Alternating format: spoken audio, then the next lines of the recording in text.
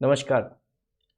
आज 24 जनवरी और हम लोगों ने कल 23 जनवरी को सुभाष चंद्र बोस जी के बारे में पढ़ा था, क्योंकि सुभाष चंद्र बोस आज़ाद हिंद फौज के बगैर अधूरे हैं और आज़ाद हिंद फौज शाहनवाज खान के बगैर अधूरी है।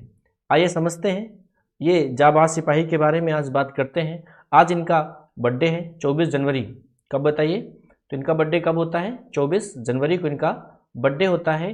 तो आइए समझते हैं जरा इनके बारे में, और इनके साथ साथ कि ये लाल किला मुकदमा क्या था उसको भी समझेंगे। तो इतिहास के पन्नों में इनकी छाप किस प्रकार से बनी हुई है वो पढ़ेंगे, साथ साथ लाल किला मुकदमा। कुछ चंद मिनटों की बात है, आइए डिस्कस करते हैं। तो ये है शाहनवाज खान, ठीक है। चलिए आगे बढ़ते हैं। पूरा नाम शाहनवाज खान, जन्म इनका 24 जनवरी 1914 को, मृत्यु 9 दिसंबर 1983। आपको करना क्या है, आपको मैं एक काम दे देता हूँ। 1914 की कोई एक घटना लिखना, महत्वपूर्ण घटना जो इतिहास में रही हो, और 1983 की एक घटना लिखना है जो महत्वपूर्ण रही हो। सोचो, आप सोचो कितना सोच सकते हो। नागरिकता इनकी कौन सी थी? भारतीय थी। प्रसिद्धि आजाद हिंद फौज के क्या थे बताइए? जनरल थे, जनरल। आजाद हिंद फौज, सुभाष चंद्र बोस, कर्नल गुरबख्श सिंह ढिल्लो। आइए थोड़ा सा और बढ़ते हैं, एक लोगों का नाम और पढ़ेंगे। तब तक हम पहले पढ़ेंगे क्या? शाहनवाज खान के बारे में। देखिए जरा, शाहनवाज खान, इनका जन्म 24 जनवरी 1914 को, मृत्यु 9 दिसंबर 1983 को। भारतीय इतिहास में प्रसिद्ध आजाद हिंद फौज के अधिकारी थे। जब द्वितीय विश्व युद्ध समाप्त हो गया, उसके बाद जनरल शाहनवाज खान, कर्नल गुरबख्श सिंह ढिल्लो तथा कर्नल प्रेम सहगल, ये प्रेम सहगल वही हैं जो लक्ष्मी सहगल के पति हैं, और लक्ष्मी सहगल वही हैं जो आजाद हिंद फौज में जो रेजिमेंट बना था, झांसी की रानी रेजिमेंट जो बना था, उसकी जो मेन हेड में थी, क्या नाम बताइए? लक्ष्मी सहगल। उन्हीं के पति हैं कौन? कर्नल प्रेम सहगल। के ऊपर अंग्रेजों द्वारा मुकदमा चलाया गया। शाहनवाज खान बॉलीवुड फिल्म अभिनेता शाहरुख खान के नाना जी हैं। अच्छा, अभी इस समय ये प्रचलित है और इसके पहले उस समय शाहनवाज खान प्रचलित थे। घटना की जरा हम बात करते हैं। घटना क्या थी? तात्कालिक घटनाक्रम समझते हैं। यहाँ पर शाहनवाज खान राजनीतिज्ञ थे। उन्होंने द्वितीय विश्व युद्ध के दौरान भारतीय राष्ट्रीय सेना में एक अधिकारी के रूप में अपनी सेवाएं दी। युद्ध के बाद उन्हें देशद्रोह के लिए दोषी ठहराया गया। अब देशद्रोह क्यों कहा गया, आप थोड़ा सुनते चलिएगा, मैं भी और सारे फैक्ट क्लियर करूंगा। और ब्रिटिश भारतीय सेना द्वारा किए गए एक सार्वजनिक न्यायालय मार्शल, जिसको बोलते हैं कोर्ट मार्शल में मौत की सजा सुनाई गई। भारत में अशांति और विरोध के बाद भारतीय सेना के कमांडर इन चीफ ने सजा को कम कर दिया। थोड़ा सा और आगे समझते हैं। द्वितीय विश्व युद्ध समाप्त होने पर भारत के स्वतंत्रता संग्राम में एक नाटकीय बदलाव आया। ये क्या था सर, जरा समझिए। 15 अगस्त 1947 को, आप जानते हो भारत और पाकिस्तान अलग अलग देश बने थे, को आज़ादी मिलने तक भारतीय राजनीतिक मंच पर विविध जन आंदोलन का गवाह रहा होगा। आप बाकी तो पढ़े ही हो। प्रत्यक्ष कार्यवाही दिवस आपको पता होना चाहिए किसका? तो मोहम्मद अली जिन्ना साहब का ना। इनमें से सबसे अहम आंदोलन आज़ाद हिंद फौज के 17,000 जवानों के खिलाफ चलने वाले मुकदमे। कितने जवान थे? 17,000 जवान थे। सोचो कितनी बड़ी फौज रही होगी। मुकदमे के विरोध में जन आक्रोश के सामूहिक प्रदर्शन थे। आइए थोड़ा सा और बढ़ते हैं। हुआ क्या? शाहनवाज खान को मुस्लिम लीग और कर्नल गुरबख्श सिंह ढिल्लो को अकाली दल ने अपनी ओर से मुकदमा लड़ने की पेशकश की, लेकिन इन देशभक्त सिपाहियों ने कांग्रेस द्वारा डिफेंस टीम जो बनाई गई थी, उसी टीम को ही अपना मुकदमा पैरवी करने की मंजूरी दी। मजहबी भावनाओं से ऊपर उठकर प्रेम सहगल, गुरबख्श सिंह ढिल्लो और शाहनवाज खान का यह फैसला सचमुच प्रशंसा के योग्य रहा। अभी तक आप समझ नहीं पाए हुआ क्या? मैं थोड़ा सा और आगे चलता हूं, फिर आपको समझ में आएगा। लाल किला ट्रायल, दरअसल हुआ क्या था, मैं 2 मिनट निकाल करके आप सुन लो जरा। हुआ क्या था आपको पता होना चाहिए। द्वितीय विश्व युद्ध 1939 से लेकर के 1945 के बीच चला। जी सर, चला। उसमें आप जानते हो सबसे बेहतर जो बैटिंग थी वो किसकी थी मालूम है? जापान की। बहुत तगड़ी बैटिंग थी। क्या था उसमें? क्योंकि जो अंग्रेज थे वो इधर सिंगापुर तक मतलब ये पूरा क्या, सिंगापुर, मलाया जो वर्तमान में मलेशिया है, इन सब पर तो राज्य कर रहे थे ना। तो ये जो है, जो अंग्रेज थे, चूंकि जो द्वितीय विश्व युद्ध चल रहा था उसमें जापान विरोध में था, और जापान की बैटिंग जो गजब की चल रही थी। उस समय जापान का राजा कौन था बताइए? क्या नाम था उसका? हिरोहितो था। समझ रहे हो? हिरोहितो। और इन लोगों ने अंग्रेजी सेना के छक्के छुड़ा दिए, क्योंकि जो शाहनवाज खान थे वो अंग्रेजी सेना में भर्ती थे। अब ये अंग्रेजवा इतने हरामखोर थे कि इन लोगों ने क्या किया? मुंह देख देख करके सेवाएं दी। बोले क्या मतलब सर?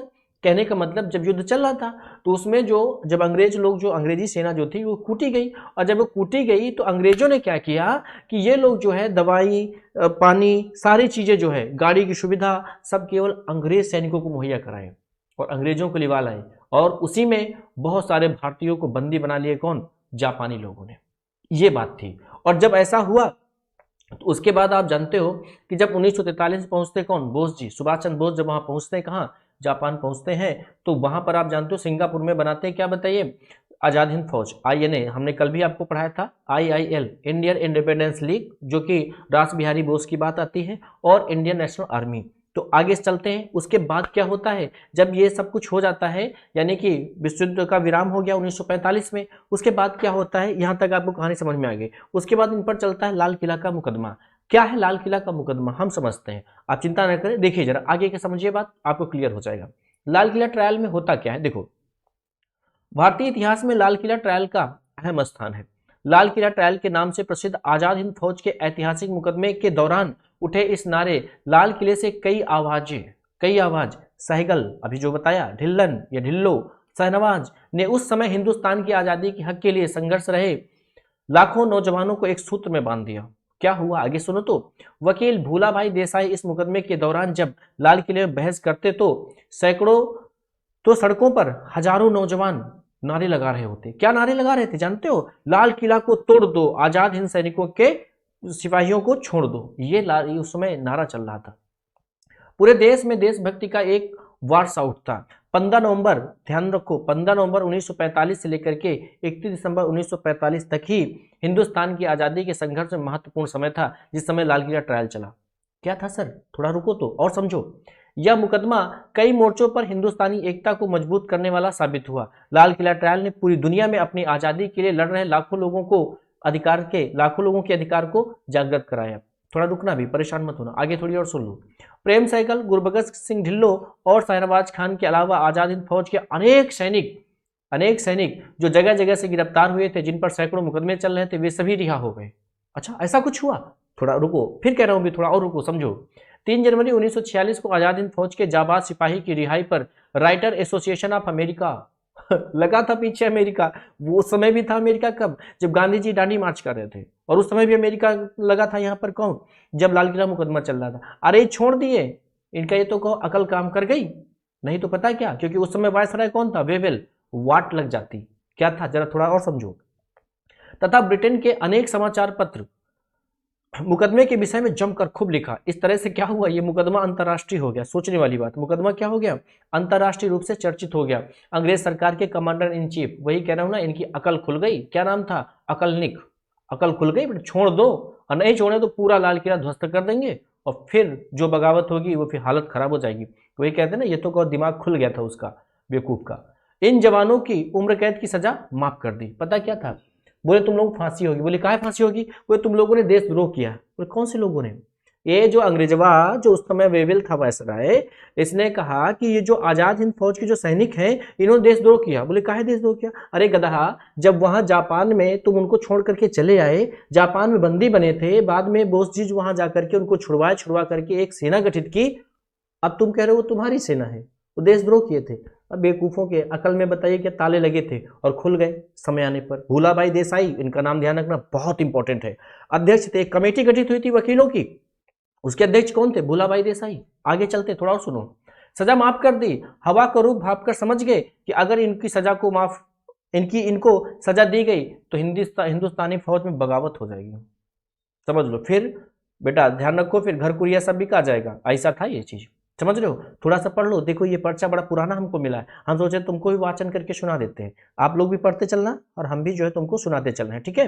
देखिए क्या लिखा हुआ है। लाल किले पर पहला तिरंगा शहनवाज खान ने लहराया था। खान आजाद हिंद फौज के मेजर जनरल थे और सुभाष चंद्र बोस के बेहद करीबी थे। आइए हम आपको यहाँ पर हाईलाइट करते हुए बताते चलते हैं। 1952 में पहले लोकसभा चुनाव में कांग्रेस के टिकट पर मेरठ से चुनाव जीता। कौन? शहनवाज खान की बात हो रही है। 1914 में पैदा हुए थे, बहुत बुढ़े नहीं थे, समझ रहे हो? 83 तक जिंदा रहे थे। आगे देखो, देखिए इसका लिखा हुआ है। डॉक्टर आशीष वरिष्ठ पत्रकार है, ठीक है, स्वतंत्र पत्रकार है। देश को आजाद करने के लिए लोगों ने अपने प्राणों की आहुति दी। इन महान देशभक्तों में जनरल शहनवाज खान का नाम आदर से लिया जाता है, समझ रहे हो? जो आजाद हिंद फौज के मेजर जनरल थे और नेताजी सुभाष चंद्र बोस के बेहद करीबी में उनकी शुमार होती है। उनका जन्म कब हुआ था? 24 जनवरी 1914 को गांव मटौर, जिला रावलपिंडी। अब कहां पर है? पाकिस्तान में। सोचो, पाकिस्तान में पैदा हुए थे लेकिन नागरिकता कहां के लिए? भारत के लिए। क्यों? क्योंकि मेरठ से चुनाव जो लड़े थे। इन्हें झंझुआ राजपूत कैप्टन सरदार टीका खान के घर में इनका जन्म हुआ था। प्रारंभिक शिक्षा की अगर हम बात करें तो पाकिस्तान में हुई। आगे की शिक्षा उन्होंने Prince of Wales Royal Indian Military College Dehradun से पूरी की। 1940 में ब्रिटिश आर्मी में एक अधिकारी के तौर पर ज्वाइन कर लिया। फिर क्या हुआ? आजाद हिंदुस्तान में लाल किला पर ब्रिटिश हुकूमत का झंडा उतारकर और भारतीय झंडा तिरंगा लहराने वाले शाहनवाज खान ही पहले व्यक्ति थे। आज भी लाल किले पर रोज शाम 6 बजे लाइट और साउंड का जो कार्यक्रम होता है उसमें नेताजी के साथ जनरल शाहनवाज की आवाज है। जनरल शाहनवाज ने 1952 में पहले लोकसभा चुनाव में कांग्रेस की टिकट से मेरठ से चुनाव जीता था। इसके बाद 1957, 1962, 1971 में मेरठ से लगातार जीत हासिल की। 23 साल तक केंद्र सरकार में मंत्री रहे। इतना ही नहीं, 1952 में पार्लियामेंट्री सेक्रेटरी और डिप्टी रेलवे मिनिस्टर बने। 1957 से 1964 तक खाद्य कृषि मंत्री के पद पर रहे। 65 में कृषि मंत्री एवं 1966 में श्रम रोजगार एवं पुनर्वास मंत्री की जिम्मेदारी संभाली। 1971 से 75 तक इन्होंने पेट्रोलियम और रसायन मंत्रालय और कृषि में सिंचाई मंत्रालय की बागडोर संभाली। 1975 से 57 के दौरान केंद्रीय कृषि एवं सिंचाई मंत्री के साथ एफसीआई, जिसको बोलते हैं फॉरेन, एफसीआई का मतलब क्या होता है? Food corporation of India. FCI के चेयरमैन के उत्तरदायित्व भी इन्होंने ही संभाला। 1956 में भारत सरकार ने नेताजी सुभाष चंद्र